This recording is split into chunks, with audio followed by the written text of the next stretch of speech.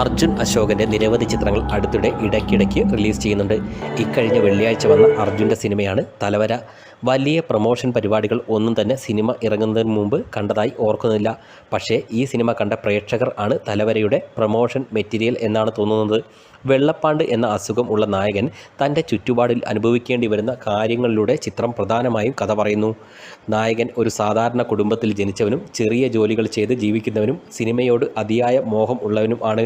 അതുകൊണ്ട് തന്നെ ഇപ്പറഞ്ഞ ഇടങ്ങളിൽ നായകൻ പല പ്രശ്നങ്ങളും നേരിടേണ്ടി വരുന്നു.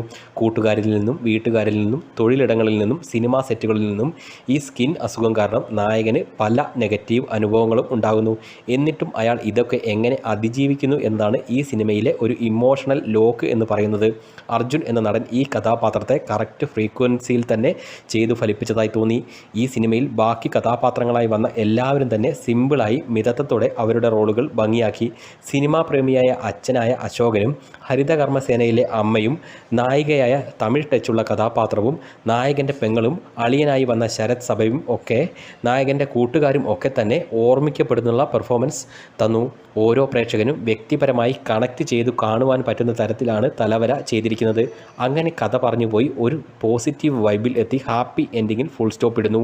അടിമുടി നോക്കിയാൽ ഇപ്പോൾ തിയേറ്ററിൽ ഉള്ള അർജുൻ്റെ തന്നെ സുമതി വളവിനേക്കാളും ടോപ്പിൽ നിൽക്കുന്ന പടമാണ് തലവര.